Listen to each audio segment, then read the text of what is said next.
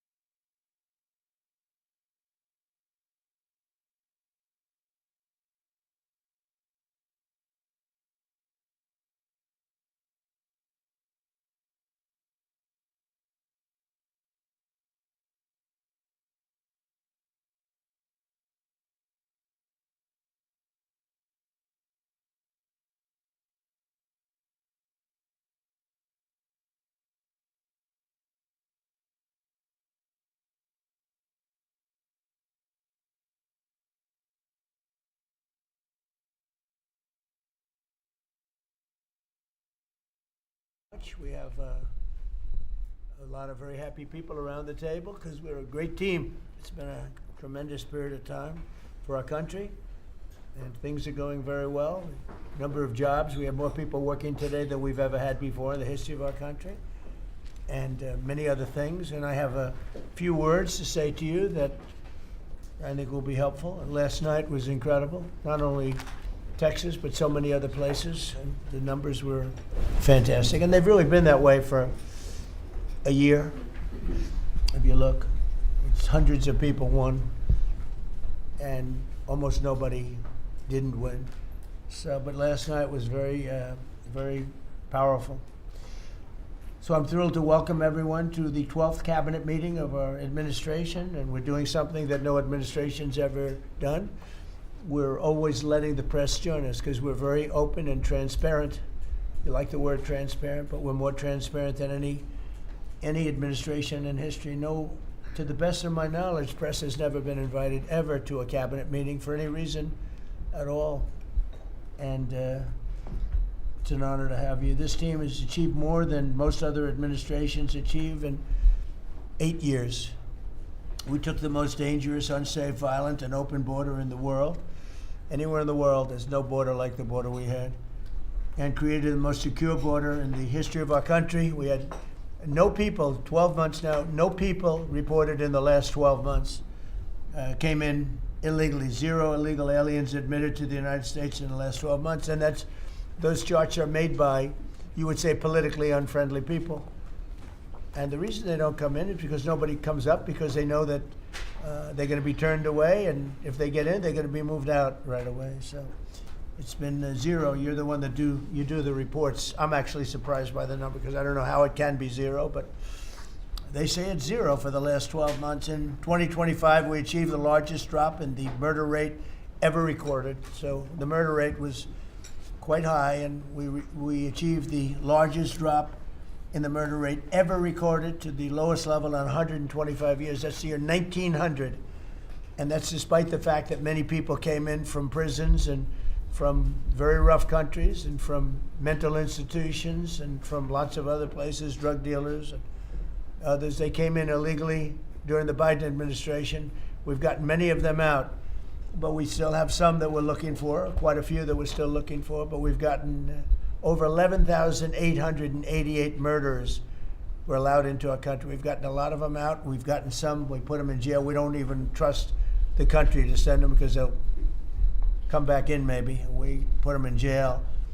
11,888 murders, more than half of which have committed more than one murder. That's what they allowed in. They can never be forgotten for the horrible things they've done to this country. Fentanyl coming across our border is now down by 61%. 61%. And coming in by water, by sea, by ocean is down 97%. Can you imagine? Thanks to our Republican majorities in Congress, we passed the largest tax cuts in American history. All Democrats voted against the tax cuts, putting more money in Americans' pockets. This year, the typical family got tax refunds of nearly almost close to $5,000. The stock market has set 68 all-time record highs since the election. So 68 days, we hit all-time highs. We're right there now. And the average 401k, and that's despite the conflict. I don't call it a war, I call it a conflict. Despite the conflict with Venezuela, who no longer has a Navy, no longer has an Air Force, no longer has a lot of people that were leading the country into very bad places. Their leadership is gone. Their second rung leadership is gone, and we're dealing with their third, half of their third, because half of their third is gone too. The average 401k is up almost $30,000 since I took office. So the Americans are benefiting working today. We have the most working, and we have 401ks at their all-time high, highest they've ever been. And that goes along with the stock market, which is the highest it's ever been. Under my most favored nation agreements, this is something that I wish the media would talk about, because to me it's one of the biggest things ever to happen in our country. Certainly as to medical, anything having to do with medical. because drug prices, we're delivering record-setting discounts on prescription drugs with price differences of 400, 500, and even 600% at the TrumpRx.gov. We recently added nearly 1,000 low-cost generics to the website. So we have drugs down 400, 500, 600%. Now you could say 80, 90, 70, 60, 50% if you want. There are two ways. It depends on the way you ask the question. But a pill that would sell in Germany or in, let's say, in London for $10, we're selling for here for $130. And I got the countries to all agree. Otherwise, they would have had to pay big tariffs.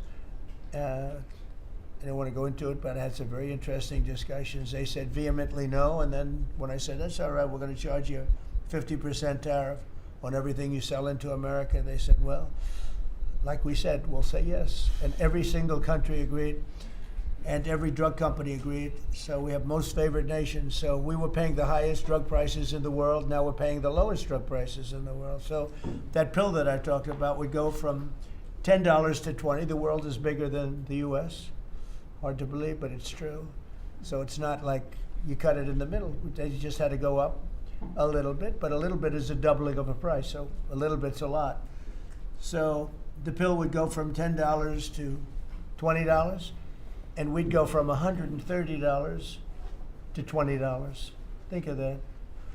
So we would get, if you remember, some of you were at the news conference I had in my first term where I got the prices down 1/8%, 1/4% my first term. And I was so proud of it because drug prices hadn't come down in 28 years, and I was the first one to do it. But now I'm getting them down, not 1/8%, I'm getting them down 400, 500, 600. Or if you want to use it a different way, you could say 70%, 80%, 90%, 50%. Nobody's ever seen anything like it. And I got that through, well, everybody knew it was taking place, but we paid the highest prices anywhere in the world. Now we're paying the lowest prices anywhere in the world, and the press refuses to write about it. I think it's the biggest thing. And for healthcare, so much of it is prescription drug prices and drug prices.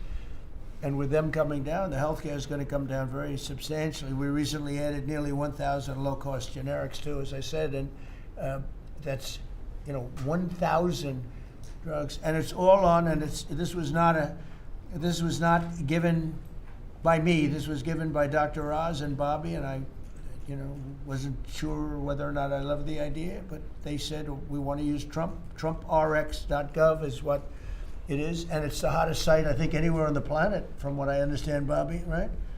It's really great. People are calling up and they're buying drugs for literally a fraction of the price. And it should be the biggest story. And on that alone, we should win the midterms. On that alone, we should win the midterms. But the press doesn't talk about it. It's the biggest thing to happen in the drug industry ever, maybe. Ever. And the press doesn't even want to write stories about it.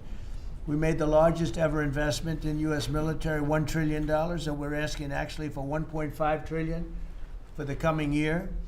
And we have the strongest military anywhere in the world, as you know. You saw what we did with Venezuela. That worked out very quickly. And we're doing really equally as well with, but again, people don't want to write about it, with Iran.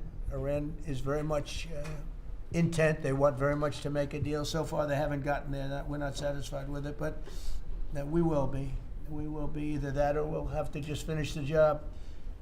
But their Navy is gone, as I've said 1,000 times. Their Navy is gone. Their Air Force is gone. Everything's gone, and they're negotiating on fumes. But we'll see what happens. Maybe we have to go back and finish it. Maybe we don't. Right now, I mean, you can speak to Steve Witkoff and Jared. They're doing a good job, but right now I think it looks like they want to just make a deal. They want to. They have. I don't think they have a choice. They're just going back to the internet because they're getting clobbered. Their economy is in free fall. They have 250% inflation. Their money has no value. Their whole economic system is broken down. They thought they were going to outweight me. We'll outweight him. He's got the midterms. I don't care about the midterms. Look what happened last night. That was the prelude to the midterms. People understand it. They know that Very simple. Iran cannot have a nuclear weapon. I'm doing that for the world. I'm not doing it just for us. And we've had great support from other nations, by the way. We don't need it at all, but we've had great support from other nations. The problem is you always get the support when you don't need it. When you need it, you don't get the support. With Operation Epic Fury, our warriors are ensuring that the world's #1 state sponsor of terror never obtains a nuclear weapon, and they won't. Under the leadership of Vice President J.D. Vance, very proud of this, the White House Task Force to eliminate fraud is waging war on waste, fraud, theft, and abuse like nobody's ever seen before. He looks like Elliot Ness. Do you ever see Elliot Ness? I'm telling you, the guys that are up there, all central casting, they're standing behind. What a group of people. No, it looks like a movie. I'm going to make a movie out of it, I think. And they're finding billions and billions and billions of dollars. And I just said, that's good. He said, you haven't seen anything yet. Just said that. And, if he does really great, we'll have a balanced budget without having to do anything. This is the kind of money they stole. They're crooks. They're thieves. And I hope that Todd is going to do a real job. These are crooked people. These are thieves. This isn't like a mistake. Just talking about one person, he got hundreds of thousands, millions of dollars for securing one man, for taking care of one elderly man. He was a service. He got paid millions of dollars for taking care of one man. Total crook. They're all crooks. The Somalians, what they've done to Minnesota, the Somalians, they're crooked as hell. Ilhan Omar, crooked as hell. They're all crooks. And we got them. We got them. Now we're putting the clamps on, but boy, I tell you, that's an impressive group of guys that you have behind you. I was watching that, and a couple of very strong women too. But I was watching that last night. I said, I'm proud of you guys.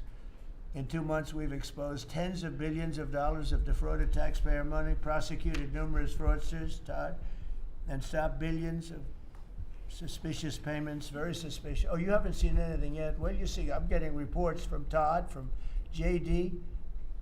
I've never seen anything like it. The kind of, just hundreds of billions of dollars was stolen. And no other administration would do what we're doing. They'd let it go. Everybody was getting rich. And I think we have a chance to save Social Security without doing anything to it by just the numbers of fraudulent people on Social Security, people that are 115 years old, 125 years old, getting payments. It's funny, I said, oh, do those payments get turned back? No, they accept them. Well, somebody's getting the payment. It's not a person that's 125 years old. But that's the least of it. The numbers that we're finding out, we have great people at Social Security. We're going to make our Social Security so strong, so good, that you've never seen anything like it. We're going to protect. I said right from the beginning, we're going to protect our people on Social Security. If the Democrats ever got in, you wouldn't have Social Security would be bankrupt. People wouldn't be getting anything. Last week, they took down 2 of the largest Medicaid fraud cases in Minnesota history, as well as the largest autism fraud case ever charged by the federal government. You saw that with millions of dollars just being stolen. Everybody had autism. Everybody had autism, they said. It was incredible, actually. And I've just seen I see what they're doing. You haven't seen anything yet. So congratulations, JD. Be vicious like they are. They're violent people. They're violent, vicious scum. Before asking Vice President Vance to speak about these efforts, I want to express our tremendous gratitude to our outgoing Director of National Intelligence, Tulsi Gabbard, who's a terrific person, actually.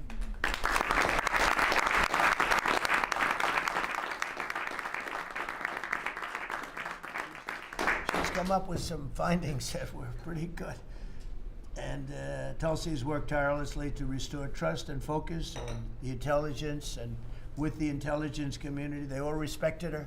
They listened to her. She gave us leads that were pretty much, people thought they were dead, and they weren't dead. They were right there, and she was able to expose a lot of things that we used at the FBI with Cash and with Todd and with JD and everybody else. It was amazing.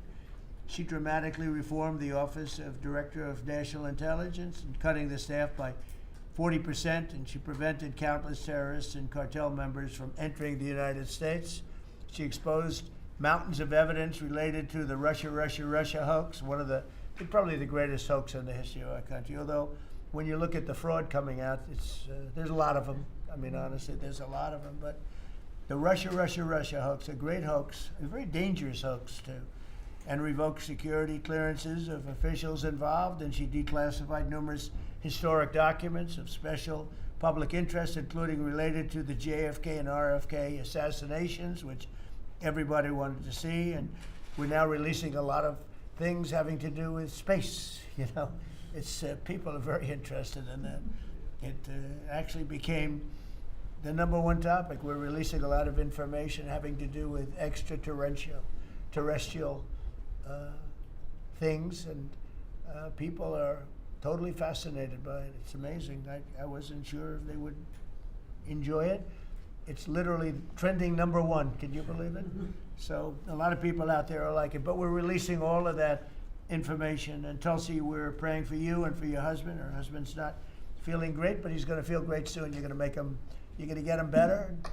And he's a wonderful guy. So just say hello and thank you for the great work you've done. We appreciate it. Thank you very much.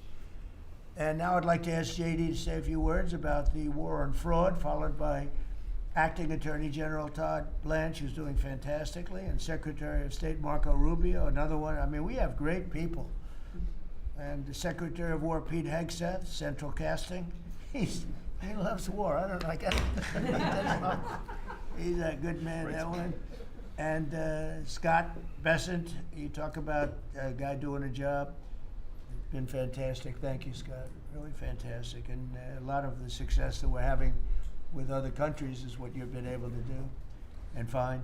And SBA Administrator Kelly Loeffler, and all of the people here have been great. We're going to just do those few, and maybe if you have some questions, we'll go to others. But everybody around here has got a lot to say, but we did that once and it lasted for like 4 or 5 hours. It was a little much. We want to be open.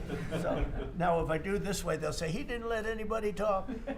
But let's start with JD, and you can talk about a really, really important thing, bringing our country back to honesty.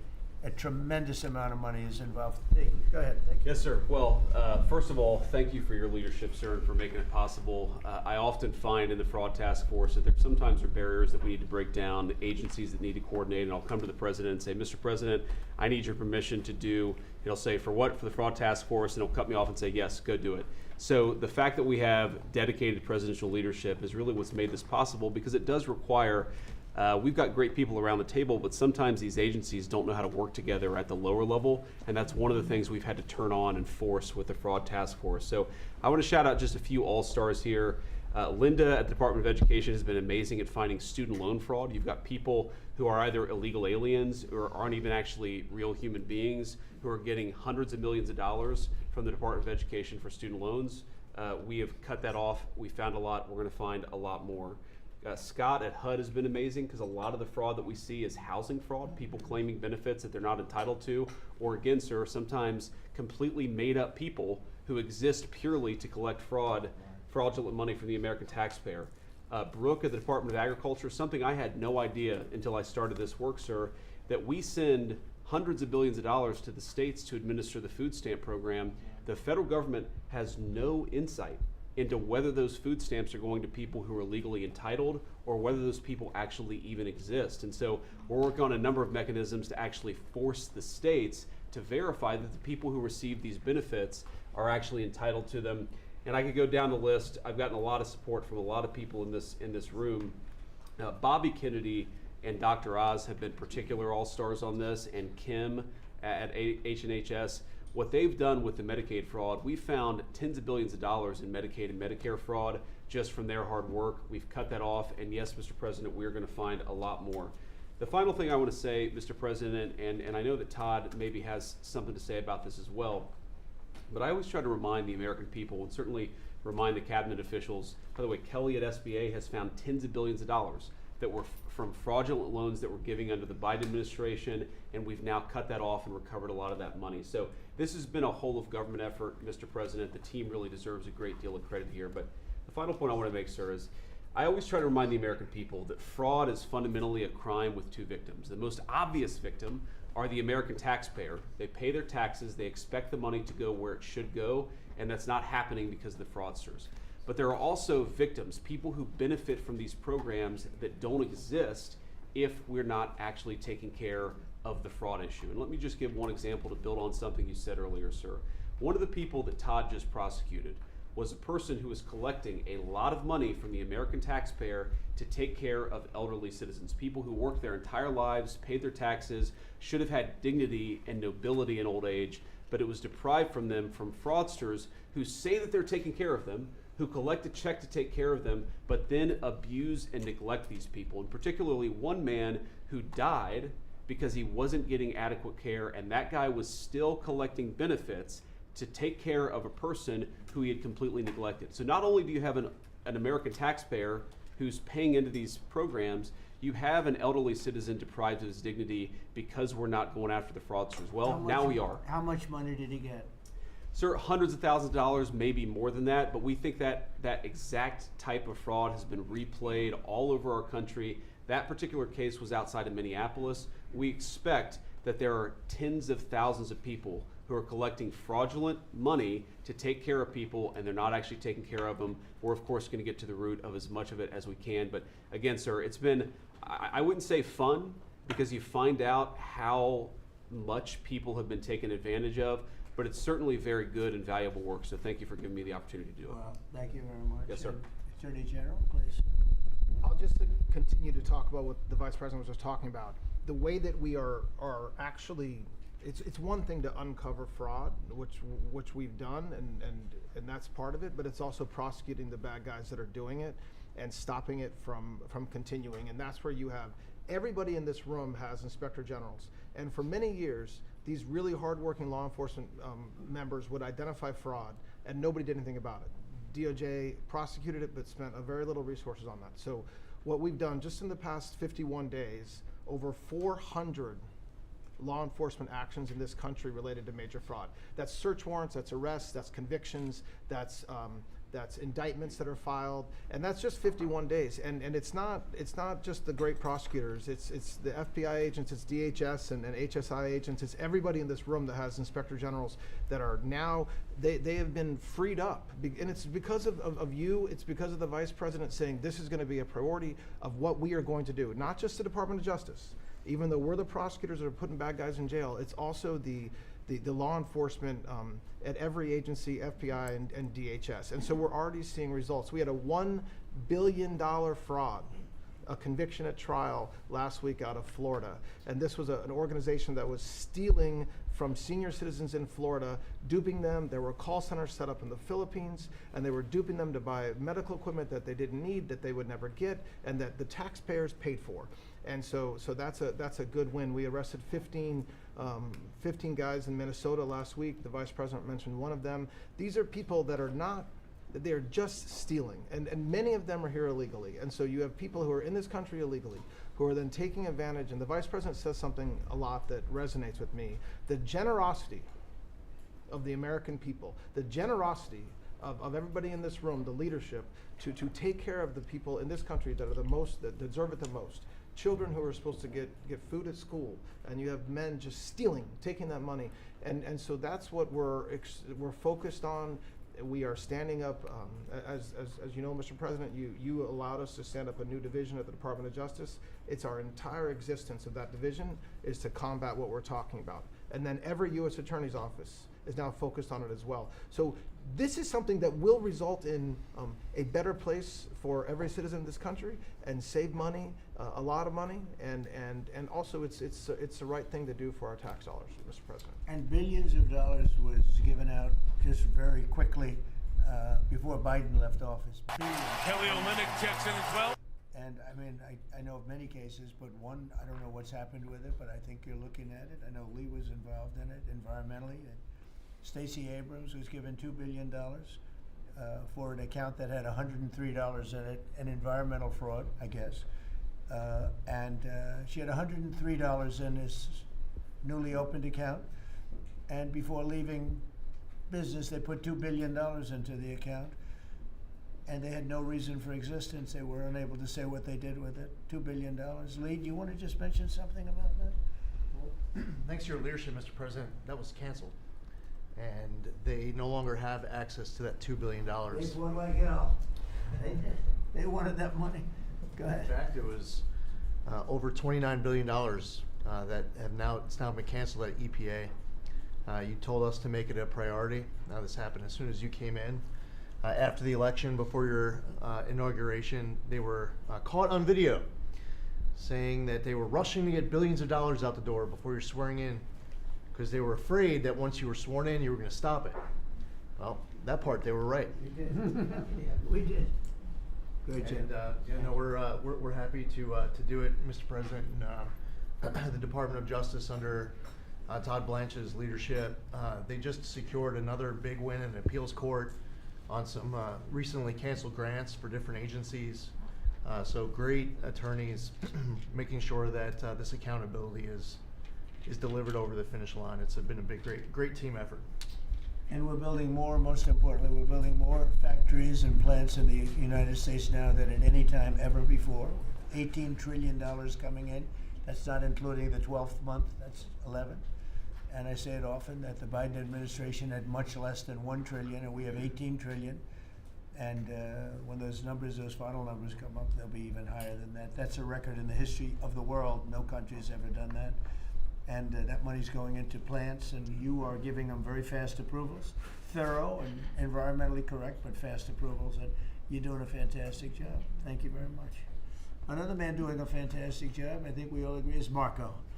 You're all over the place, right? I watched you last night in 3 different locations.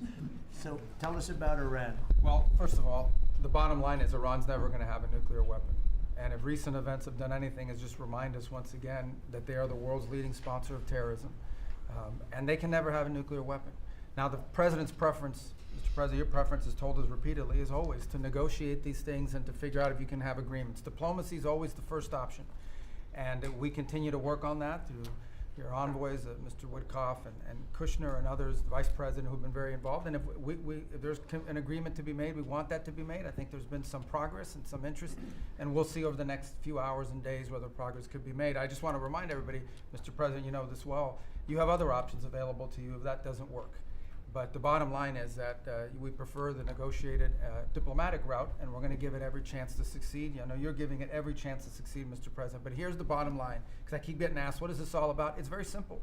Iran and these people in charge of Iran can never have a nuclear weapon, and they will never have a nuclear weapon, and they most certainly will not have one as long as you're President of the United States. On that point, it's very clear.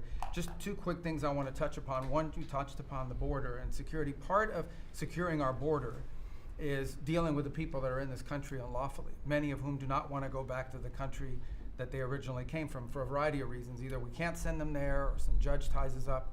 And one of the key things we have achieved is now 20 countries have signed third country national agreements, meaning these are safe countries where individuals who refuse to go back to their country of origin can be sent to that country instead. We've gotten 20 countries now around the world who have signed agreements that allow us to deport people to those places. What often happens when you go to the person who's here unlawfully and say, we're going to send you to this third country, is all of a sudden they decide they'd rather go back to their home country instead. So it gives the ability to enforce all laws, and we work very closely with the Department of Homeland Security on that front. Something else that I know is concerning people, because it's on the news, is Ebola. Our number one obligation, we're involved in foreign policy, but even our foreign policy, the number one priority of our foreign policy is to protect the American people. We cannot and will not allow any cases of Ebola to enter the United States. And so the State Department and other agencies represented here, the Centers for Disease Control, HHS, others, are working very, very hard to contain this crisis to the countries where it's currently located, particularly the Democratic Republic of the Congo. And so we've surged assistance to make sure that is being contained there. And obviously, multiple agencies involved here are also very involved in tracking people, just to make sure that nobody comes into this country that has Ebola and creates a problem for us. And we feel like we've got good efforts in place to do that, and Americans should feel assured that the President and his administration is doing everything we can to protect them on that front. My last point, you said I was all over the place. One of the places I stopped in last night was to initial the Trump route for prosperity in Armenia. This is a key linchpin of the peace deal that you were able to achieve between Armenia and Azerbaijan. Right. And in addition to that, we also signed a critical minerals MOU with them and a strategic engagement one as well. So just a reminder of another war you helped to settle, Mr. President. But from that now we are seeing the emergence of a great new relationship with Armenia that really had grown stagnant for a very long period of time. So we're doing well on that front as well. Thank you. And could I just ask you, Cuba and Venezuela, what's going on there? Well, interesting. On Venezuela, that process continues, that three-phase process, of obviously stabilization, recovery, and transition. I would just say, just since January 3rd of this year, okay, and I think this number's right, and Chris or Doug can correct me on this, but I think over 10 million barrels of Venezuelan oil have been delivered to the United States since the 3rd of January. That industry is being professionalized for the first time ever. It's going to the benefit of the Venezuelan people. They are selling oil in the market at market rates. The money's going to an account in the United States, controlled and monitored by Treasury, audited by KPMG, and it's for the first time ever the money's not being stolen. It's going to the benefit of the Venezuelan people. Cuba's in a lot of trouble because, unfortunately for them, it's run by a bunch of incompetent communists. And being communist is bad. Being an incompetent communist is like the worst. And but the country's been taken over by this company called Gaesa that basically controls 70% of the economy. None of the money in that company goes to help the Cuban people, none of it. So we'll be talking to them, we'll be working on it. We want something good for the Cuban people, and hopefully there'll be a good outcome there for them. There needs to be. It's 90 miles from our shores, and having a failed state 90 miles from our shores is a threat to the national security of the United States. So we're producing right now more oil by double than Russia and Saudi Arabia combined. There's never been anything like that. We don't need oil, we don't need the Strait, we don't need anything, but we have more oil now being produced by 2 times than Russia and Saudi Arabia combined. It's a great stat. Do you want to say something about that? Well, I would, President Trump, under your leadership, we've opened up lease sales on public land. This is land that was put away for the benefit and the use of the American people, like the Strategic Petroleum Reserve in Alaska. The Biden administration had illegally stopped holding lease sales during their administration. President Trump famously said, drill, baby, drill, but before you can drill, you've got to open public lands. Between the lease sales that have happened in the Permian, in the Bakken, and on the North Slope, just since January of this year, it's over $4 billion of revenues come into the Treasury. That's 13 times more than the Biden administration brought in on lease sales in the entire 4 years they're in office. Sir, your policies brought that in 5 months. So with that, a lot of excitement, a lot of activity. We also inherited, just in one district in Carlsbad, New Mexico, 5,600 unprocessed applications to drill for oil and gas on public land. And when we're drilling on public land, those companies pay a royalty, and that money comes to all of our citizens, and it goes to local school districts, and it goes to states. It is the core of the economy in parts of our country. The team down there working for the Department of Interior, Bureau of Land Management, has dropped that by 91%. It's one of the reasons why they had a record lease sale. It's because now people go, I can bid on federal land and I'm going to get a permit to drill, and it's not going to take me 5 years to get it. I'm going to get it in a month or less. And so it's exciting to see your vision. And of course, with this energy dominance, us, as you just noted, largest oil producer in the world, largest natural gas producer in the world, largest natural gas exporter. This is an opportunity for us to bring prosperity and affordability here at home, but also bring peace abroad. So President Trump, your energy dominance strategy with Chris Wright, Lee Zeldin, all the people that are working on this, people around the room, it's been really incredible. And of course, you mentioned Venezuela, but all that flowing to our Gulf Coast refineries is also helping to keep the price of gas down at home. So again, it's an amazing transformation. Bottom line is the center of geopolitics around energy has moved from other parts of the world to the Western Hemisphere in the last 5 months. You turn Venezuela from a sanctioned adversary into into a strategic ally in 45 minutes. Never happened in history before. And what's going on in Alaska. When I was there last week in Alaska, the North Slope, 80,000 barrels a day coming online at Pico. That wouldn't have happened with you. It's up by Willow on the North Slope. That's going into the Alaska pipeline. 20% increase just off that one field. So amazing work. Energy's a high-tech industry, and those guys are crushing it, and they're loving the fact that they can provide affordable, reliable, secure energy for America. And we're working very hard in California. You know, a lot of people don't know this, but California has tremendous oil reserves. Used to be number 3 in the nation, and the radical left has just wiped it out. And we're working very hard to get that open again and get it so the people, their gasoline prices, their lack of energy is just staggering. It's staggering.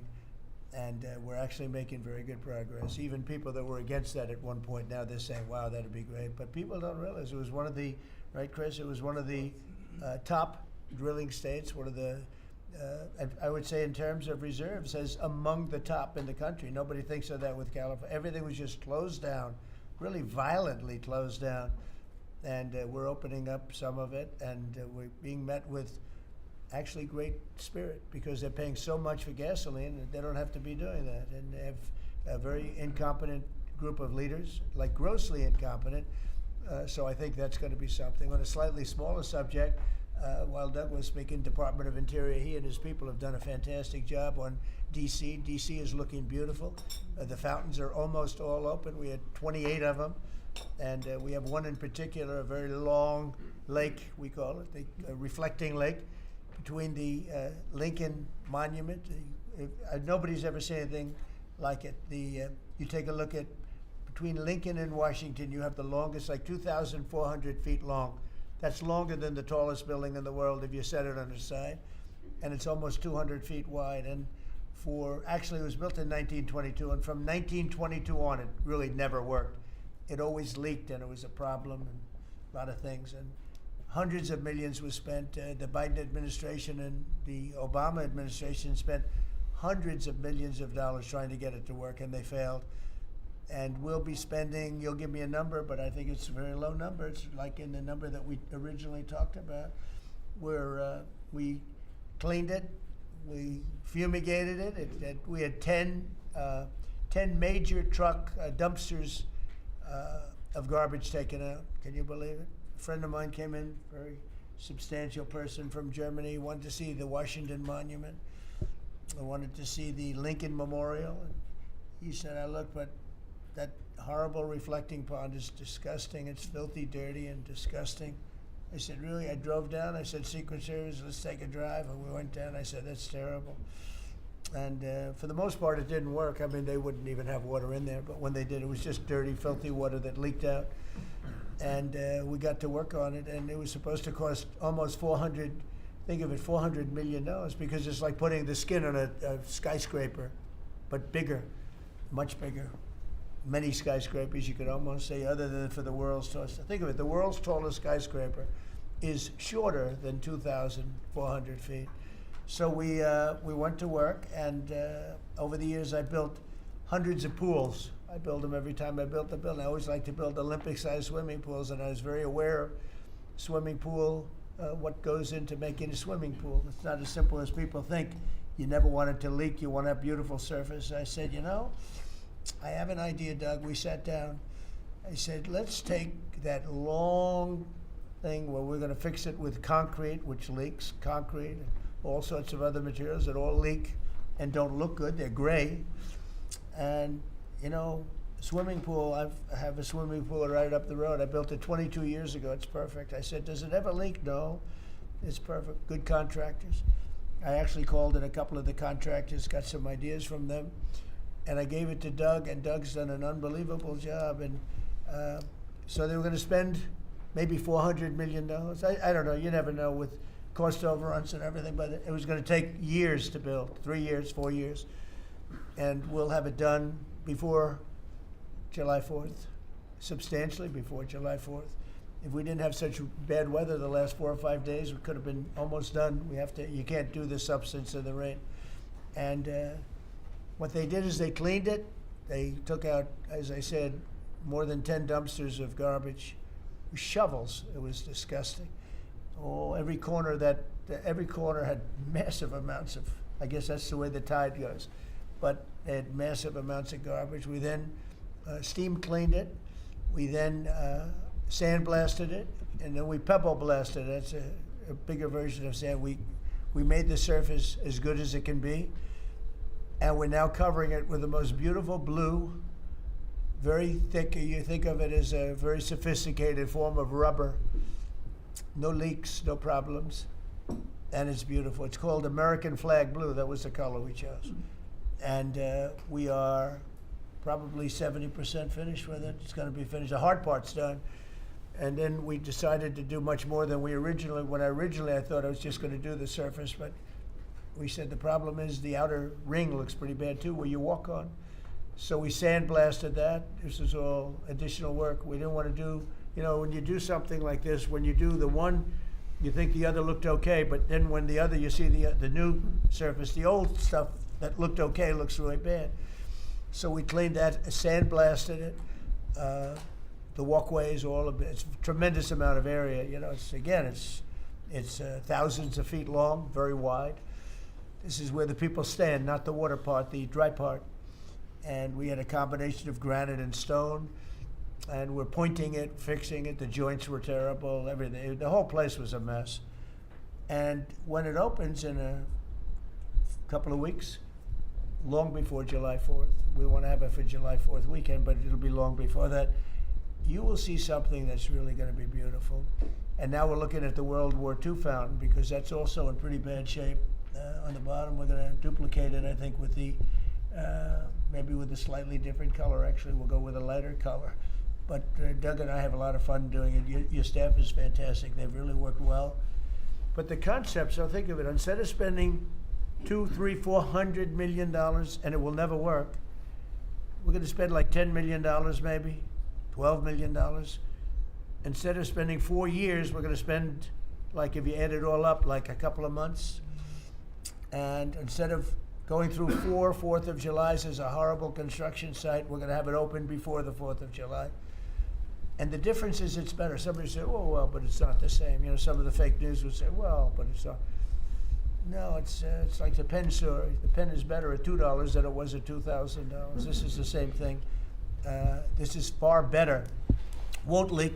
It'll last for 50 years, maybe 100 years. They didn't even know. I said, how long will this last? Oh, I think you'll get 50 years out of it. We did the swimming pool treatment, but they said, sir, for a little more money, we can get industrial strength. I said, that sounds good to me. Same color, same everything, same stuff, but it's actually much stronger. It's used for industrial. I said, I love that. So we're going to have that open. It's going to be really, really beautiful. And it's a very important thing. We can't have people looking at the Washington Monument, going the memorial. If you take a look, the Lincoln Memorial, it was built, I guess, a little after the Lincoln Memorial. It's embarrassing. It was so horrible. I never saw anything like it. It was filthy dirty. It was Biden. And they spent, between the two of them, they spent hundreds of millions of dollars trying to fix this thing. Now, when Obama did it, he spent way over $100 million. And they had a great idea. Let's use the water from the Potomac. Because environmentally, they liked it. Somebody said that was good. But the water from the Potomac was not suitable for this, to put it mildly. It was disgusting what happened. And so they spent hundreds of millions, over $100 million, and they immediately closed it. It was closed for many months and nobody did anything. It was closed. It's basically been closed. But go back to 1922. It was always sort of, people think of it as beautiful, but it was always a mess. It's going to be unbelievable. It will be unbelievable. It's actually exciting. I want to ride over there today if I can. I always have a problem. Secret Service is in love with my walking along, checking the sidewalk, the new sidewalk, to see whether or not they pointed it correctly. But they do. We have great contractors doing the job. But we'll spend a very tiny amount of money, and it'll be better than it ever was when it was built in 1922. It's very exciting, actually. To me, I love construction. It's very exciting. And we do many things. We did 28 or 29 fountains. I made a contribution to redoing Lafayette Park. That's the entrance to the White House. And it was an embarrassment. The floors were broken. They had bricks. Some of the bricks were missing. You know where they're missing? They took them out to throw at people. We're going with it's going to be a world-class park. It'll be open pretty soon. They're doing a lot of work over there. That was a contribution that I made with some other people. And it's going to be really beautiful. That was really the front door to the White House, but you couldn't even use it. It was so terrible. People would come to the White House, and it was so terrible. So with that, I'm going to ask Pete to talk about some of our great success, Yes, sir. including Venezuela. You might talk. Absolutely, sir. I think actually your efforts on the reflecting pool are actually a great segue. If you look at Washington and Lincoln, these are two men that faced monumental tasks and stood up in historic fashion and delivered for the American people. And when you step back and look at 47 years of what Iran waged war against us and our people, there's only one man over the course of both presidency who has stood up and said they will never get a nuclear weapon, as Marco said. So whether it was Qasem Soleimani, whether it was scrapping the Obama deal that was going to give them a weapon, whether it was the 12-day war or Operation Midnight Hammer, you created the conditions to ensure the American people and the world are safeguarded from this generational threat. And so when you authorized Operation Epic Fury, just like you talked about with the reflecting pool, we didn't do the same old thing the way we'd done it in the past after Iraq and Afghanistan, the way we waged wars. Instead, you said we're going to do this smart, we're going to do it overwhelming, we're going to use maximum lethality, and we're going to bring them to their knees. And so whether it's their Navy that's at the bottom of the Persian Gulf, their Air Force, their air defenses, or their defense industrial base, they may have missiles, but they can't build more right now, and they can't build more drones right now, and they can't build more ships. And so they came and cried uncle to talk, which Steve and Jared and the vice president and others are doing so ably. And during that time, we put in a world-class blockade. And they haven't been able to bring anything in or anything out from Iranian ports. And we know from the intel that their economy is hurting big time because that is their lifeblood. And again, bringing them to the table. So whether it is through the efforts of your negotiators that they ensure that they never have a nuclear weapon, or we have to go back to the War Department to finish the job that way, we're prepared to do that. And I think even our reach on the dark fleet of Iranian tankers, no Iranian tanker around the globe is safe. And we've seen seizures all around the globe, again, choking off their economic lifeblood. But all of this is possible, Mr. President, thanks to the investments that you've made in this department, firing on all cylinders. For the second year in a row, we're at historic recruitment rates. Last year, we said that here. This year, we beat it even faster. The American people are excited about what you're bringing to our department. Our defense industrial base, $50 billion in private investments because of the meetings you've held. Defense manufacturers are investing in new plants and new manufacturing, new production lines, so that we're getting weapons faster than ever. And then the $1.5 trillion that you've committed to the department going forward, that's 1 million American jobs. 1 million American manufacturing jobs. That's Golden Dome for America, that's F-47, that's B-21, that's 50 billion in drones. We're going to lead the world in drones, shaving years off of production of all of those, everything under budget and ahead of schedule, which is what the warfighter deserves. And we saw it, you mentioned Venezuela, Mr. President, you saw it on display there. Think of the fact that our Southcom commander just landed via helicopter at our embassy, peacefully at the welcome of the Venezuelans, because we're now partnering with them, hopefully, even on the counter-cartel mission as we secure our hemisphere. So we've secured that southwest border. We're going to war with the cartels through the America's Counter-Cartel Coalition. Venezuela is a big part of securing our energy future and defending the homeland. And then I just want to note one more thing to give you a sense of how committed this president is. Maybe a year ago, he heard the call of Nigerian Christians who were being targeted and killed by ISIS in Nigeria. And he said, Pete, I want the War Department to focus on ensuring that we do everything we can to protect those Christians. Partnerships like that can take time behind the scenes, but he never wavered on it. And we got the assets there, and over the last month, and there hasn't been much coverage of this, we killed ISIS #2 in Nigeria, who's most responsible for killing Christians and trying to target the U.S. homeland, and have since, because of the intel we gathered, killed hundreds of ISIS members who were targeting and killing Christians in Nigeria, creating a whole new opportunity there. So there's a lot of things we do that the media pays attention to, and a lot of things the president empowers the department to do on behalf of the American people that he deserves great credit for. Thank you.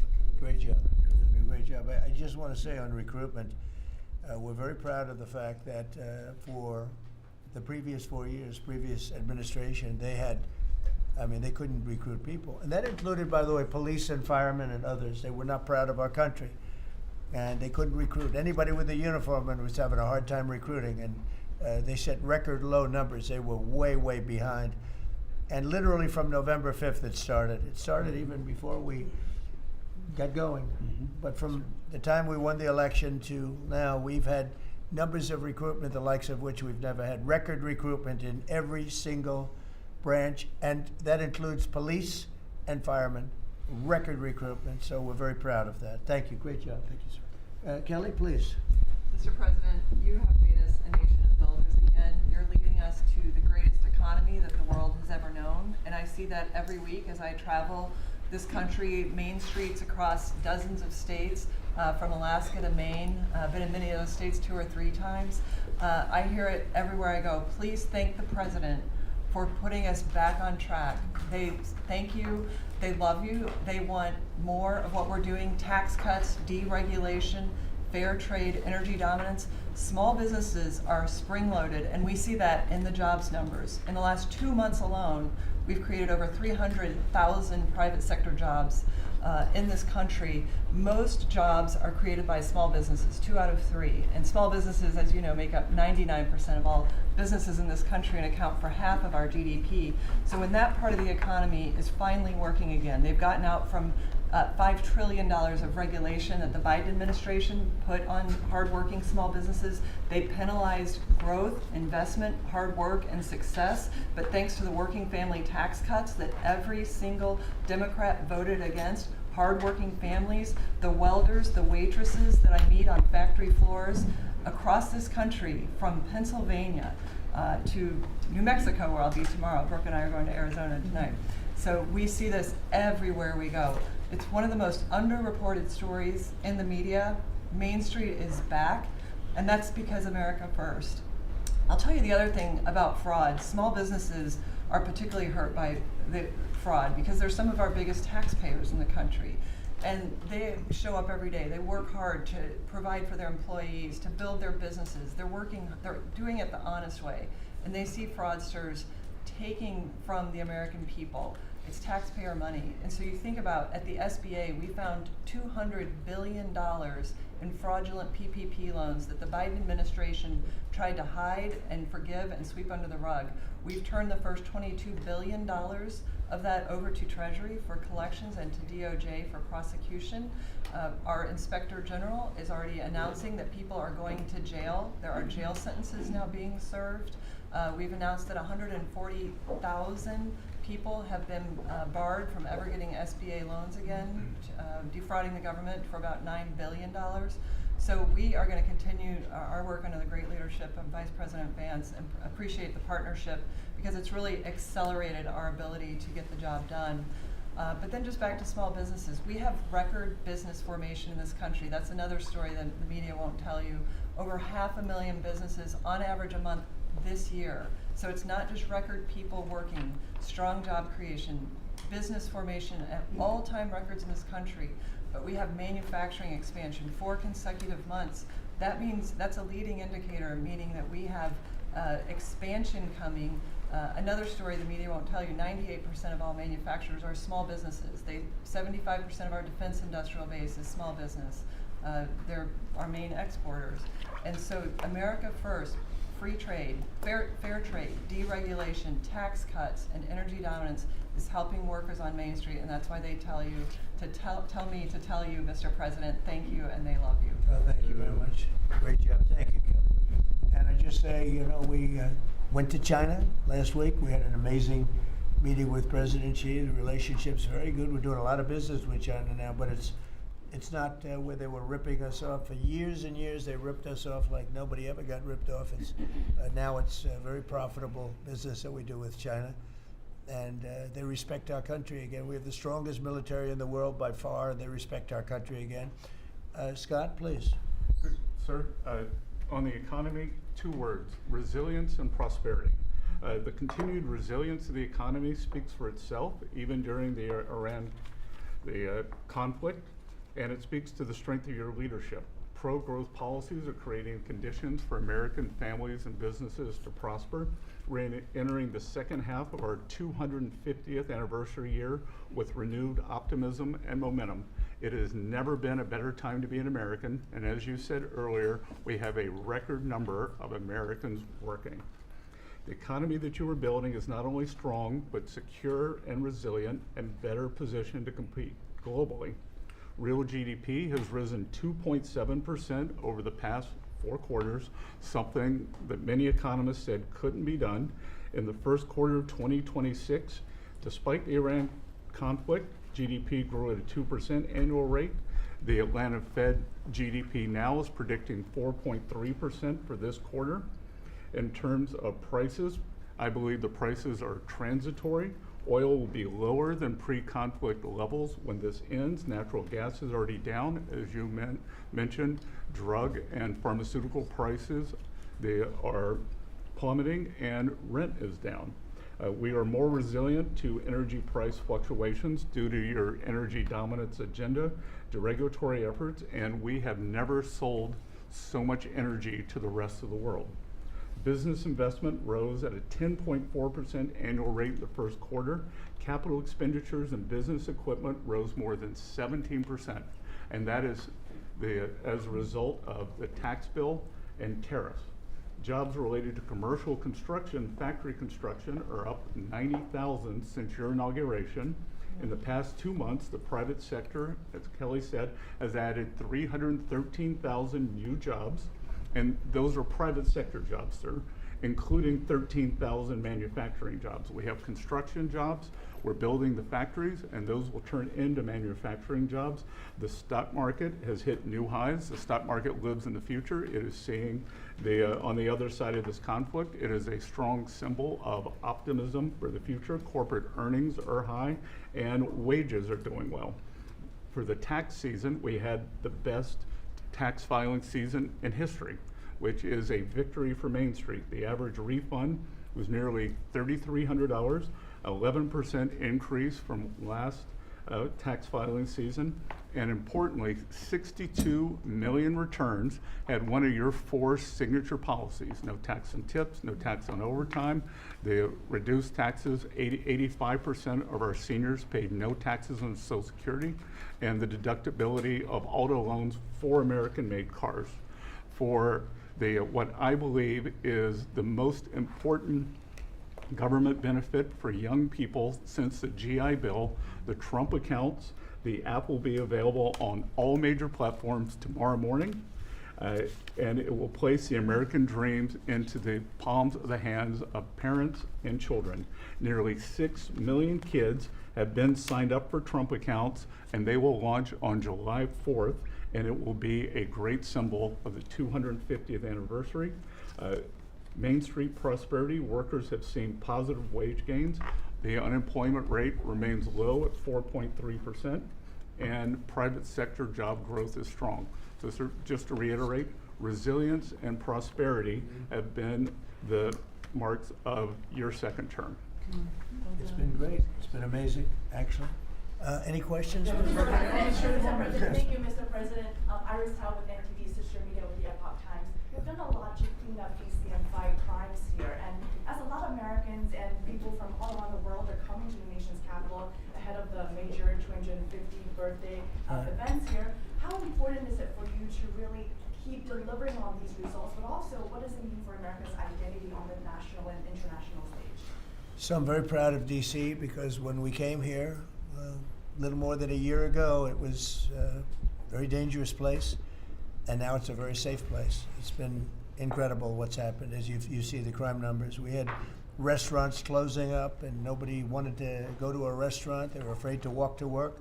It was very, very dangerous place, very unsafe, and now it's a very safe place. We brought in the National Guard. We worked with Cash and the FBI, and Janine is doing fantastically, and Todd, and everybody. And it's now a very safe city, and people are pouring in, and you see the grass is all beautiful. We put a lot of new grass in because, you know, like people, grass has a life too. And this grass, it was up a long time. But the waterfalls we talked about and the fountains are most of them are in the final stages or fixed. People are writing me letters. People are talking about it. We have some of the most beautiful fountains in the world, and there wasn't one, not one, that worked. We had 29. Out of the 29, not one was worked, in addition to the reflecting pool, which is even, that was the big one of them all, but that was a disaster. So with all of that, and this place is looking beautiful. I rode through it yesterday. Where the fences are down, the homeless aren't staying here any longer. We're helping them out, but we're not, we just can't have them in the nation's capital. And when foreign dignitaries come in, they're saying, the first thing they say to me, this place has really changed. They saw that it was going down. Our whole country was going down, just like DC was going down. And as you know, the restaurants were closing up. There weren't very many restaurants, and now they're opening up. You can't get a space. And everyone's going out to dinner, and they're safe. And we had the national security, and we have the National Guard, and we're going to keep them. I want to, by the way, just in case I mentioned, keep them. Okay? And don't lower the number either. Absolutely. Somebody said, "Oh, are there less?" I said, "I hope not, but don't lower the number if you don't mind." Okay. We're going to Just keep surge them. this summer too. Yeah. They look great. You know what? They give people. We took out 5,000 criminals, hardcore criminals. By the way, 90% of the crime is calculated. 2% of the people do 90% of the crime. That's a great number. Because when you get rid of 2% you can get rid of. 90% you can't get rid of, 2%. So 2% create 90% of the crime, 91% actually, to be exact. And we moved 5,000 people, Todd, out of here. These are career criminals.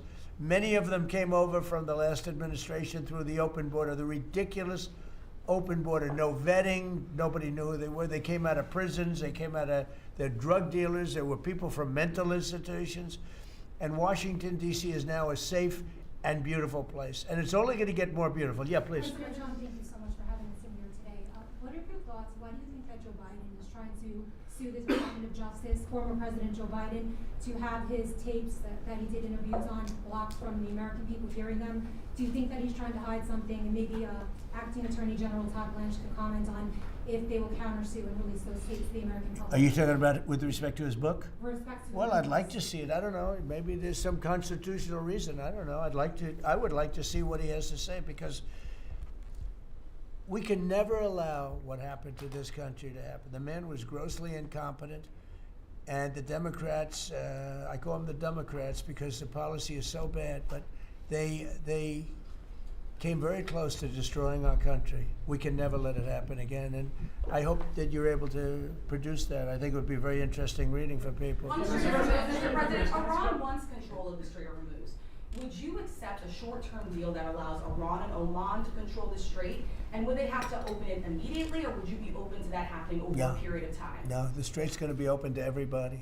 And who would control it? It's international waters. Nobody's going to control it. We're going to watch over it. We'll watch over it, but nobody's going to control it. That's part of the negotiation that we have. They would like to control it. Nobody's going to control it. It's international waters, and Oman will behave just like everybody else, so we'll have to blow them up. They understand that. They'll be fine. Mr. President, thank you. How much economic pressure do you feel to get the Strait of Hormuz open?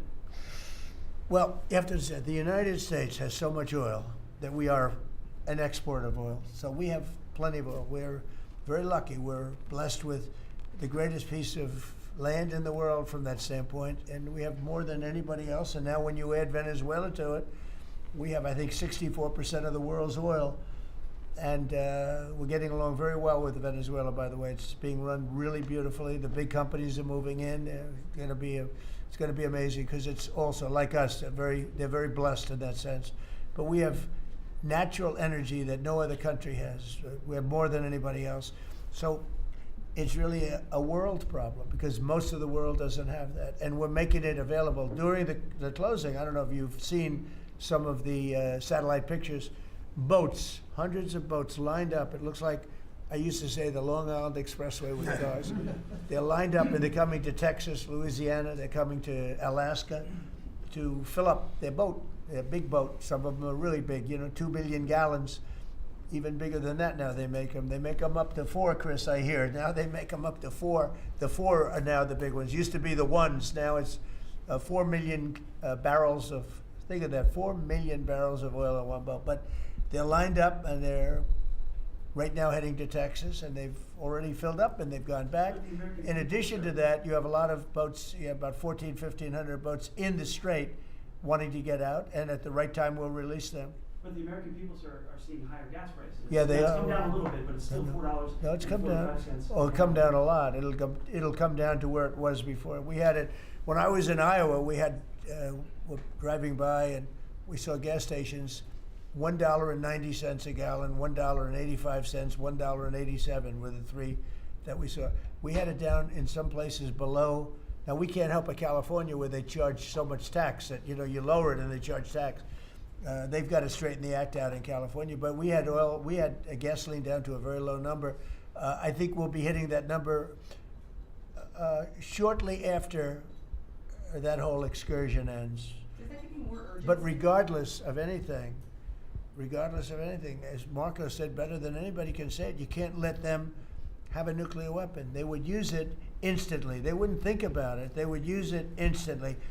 I've gotten to know them. They would use it instantly. Does that give you more urgency, Mr. President? You've said that you're in no rush to make a deal, but with gas prices that are so high across the country, people are paying more for travel. Does that give you more urgency to make a deal? Why doesn't it? Well, I'll tell you the primary urgency I have. I said this, it wasn't covered properly, but the primary urgency is that we can't let Iran have a nuclear weapon. But at the same time, we have a tremendous amount of oil, gas, coal. We have tremendous amounts of energy. We're blessed with something very special.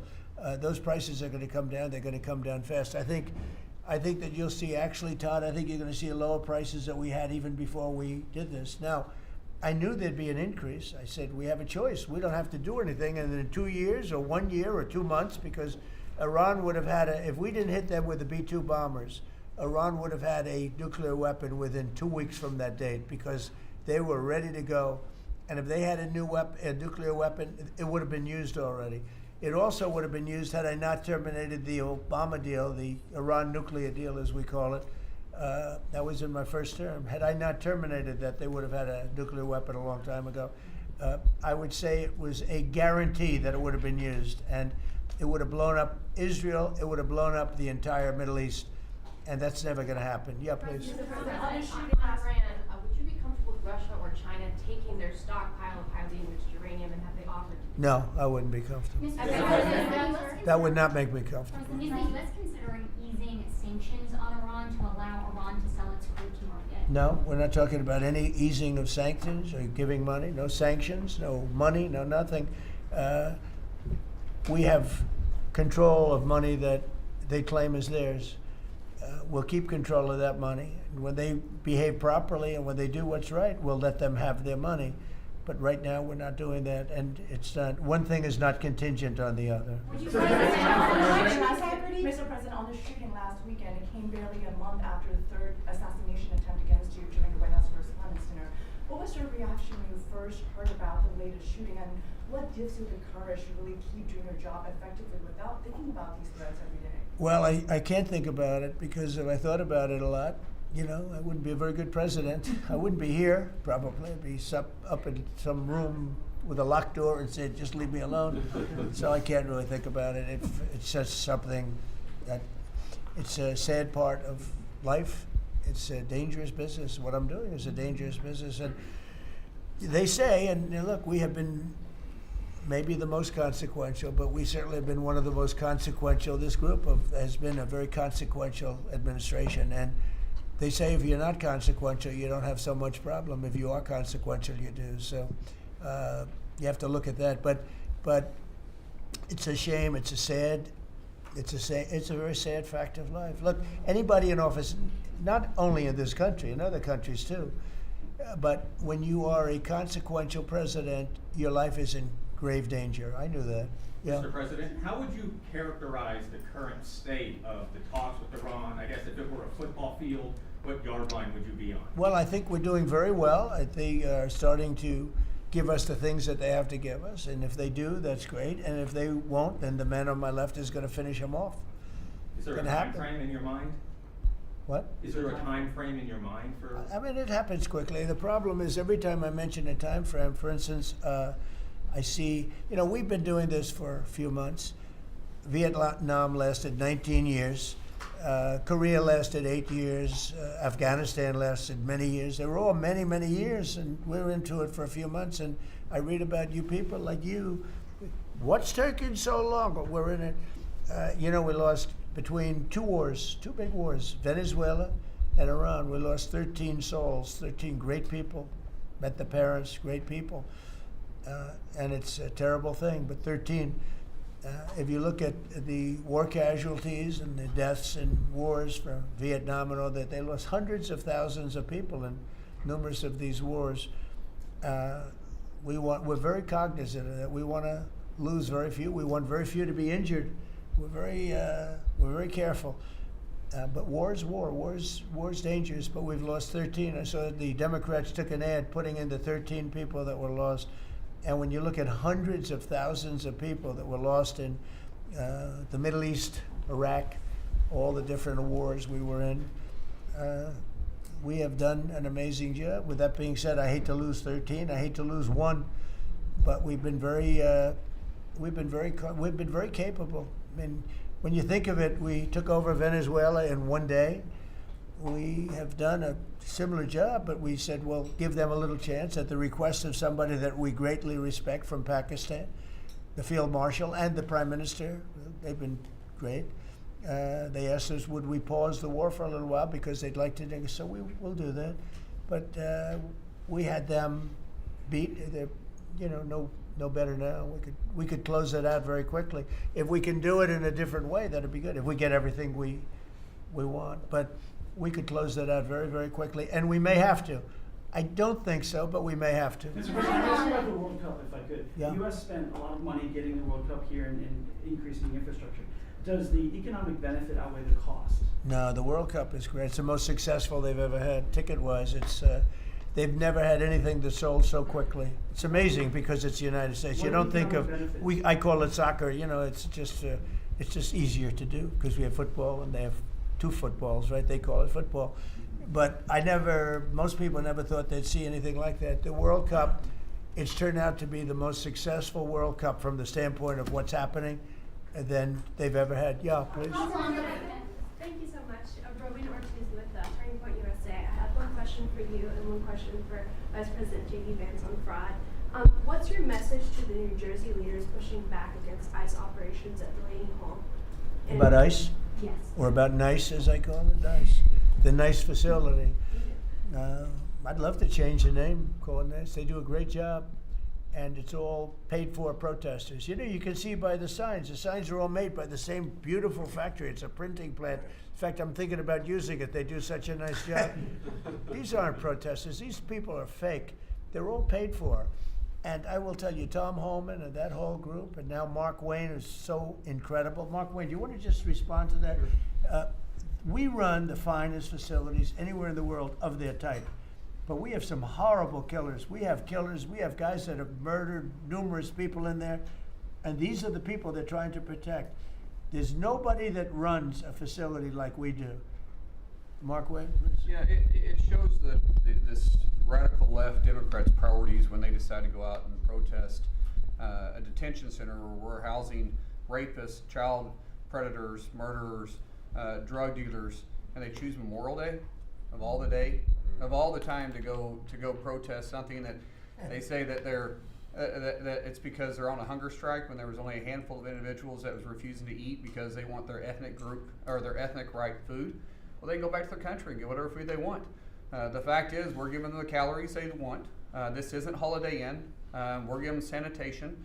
But for the Democrats and the governor, like Governor Sherrill and Senator Kim and Senator Booker, to go out and do something like this of all the days is very frustrating. And we see Antifa signs are literally out there. The local police literally refusing to respond. They barricade it, not allowing our employees to come in and out. ICE has to go out there, remove the barricade, and then you have one of the senators complain because he got splattered with a pepper ball. I'm sorry, you probably shouldn't have been there. One thing I'll say about that, the local police, I know a lot of the New Jersey police, they're phenomenal. They love us, but they're told not to do anything. That's right. They love us. They love him. They even love me a lot. And I'm in New Jersey a lot. It's great. I mean, I think it's a great place. It's got a group of people running it now that are having a hard time. But they really like this administration. They love this administration more than any administration they've ever had. And they're thanking me all the time. And, you know, I see those guys going up and down the Jersey Turnpike with their big, beautiful hats on. I say, I'd like to look like that someday. You know, they're great. No, these are great people, and they love him, and they love ICE, and they love the Border Patrol, and they're not allowed to talk to anybody. It's like, but it all comes from the top. They have to follow orders. They want to keep their jobs. Are you expecting Congress to pass a federal gas tax holiday? A gas tax holiday? Yeah, to suspend federal. Well, it's something we might talk about. Let's see what happens over the next week, 2 weeks. A lot of good things are happening. So are you going to the next time next week? No, I was invited to I was going to go on Wednesday, but they closed it out very quickly. They're great. And Jim Dolan's a great guy. He's, as you know, owns and in charge of Madison Square Garden. He's having a good year. Boy, what a team. They win all their games. They have some great players. I think I'll be going to one of the games. Yeah, I was invited by numerous people and Jim, and I think I'll be going. It's great to see it. You know, the Knicks have really, they've really suffered for years, and they're doing right. They're doing right now very well. Would you accept an agreement with Iran that just calls for further talks on uranium? Or No. is the only option? No, the to basics. find No, I would for some of it, you know, because it's a memorandum of understanding for speed. One of the things that will happen is the Strait will open immediately, but it's got to be perfect. I'm not going to do this. I didn't do this to get a crummy agreement. The worst agreement ever signed was by Barack Hussein Obama. What a horrible agreement that was. It was a setback for this country, for the whole world. The Middle East would have blown itself up. No, I would like to have the countries we were talking about with Saudi Arabia, UAE, Qatar, and the others. We'd like to have them immediately join and Steve Witkoff is working on that with Jared and some others, but would like to have them join the Abraham Accords. It'll be historic if they do it. And I think they owe that to us, to be honest. I think, because that really would be a tremendous sign. And I think those countries owe it to us. Steve, are you going to get them to sign? We're definitely pushing it, Mr. President. I'm not sure we should make the deal if they don't sign. You want to know the truth. If they don't sign to join the Abraham Accords, I don't know that we have countries in there already. UAE, great countries, bold countries, and it's turned out to be so good, so effective, and so we're requesting strongly that they join. It'll be great. It'll be great for Saudi Arabia. It'll be great for Qatar and Kuwait, the whole group. So the Iran deal might be contingent on more countries joining. I don't know. I don't want to say that. I'm not going to give you, what's contingent, what's not. I can say that we can make a good deal right now, but maybe not a great deal. And if it's not a great deal, we're not making it. So because we can make a great deal with this guy right here, and but it's it's a lot nastier. Probably wouldn't go as quickly. We wouldn't be talking about as quickly, but it would be foolproof. But I think we're doing very well, Steve. I think we're doing pretty well in terms of the negotiation, but we'll see. If it's not going to be a real deal, because Obama had that horrible JCPOA, whatever it was the worst deal. It was a path for Iran to have a nuclear weapon very quickly. Years ago, they would have had a nuclear weapon. We might not be here talking about it right now.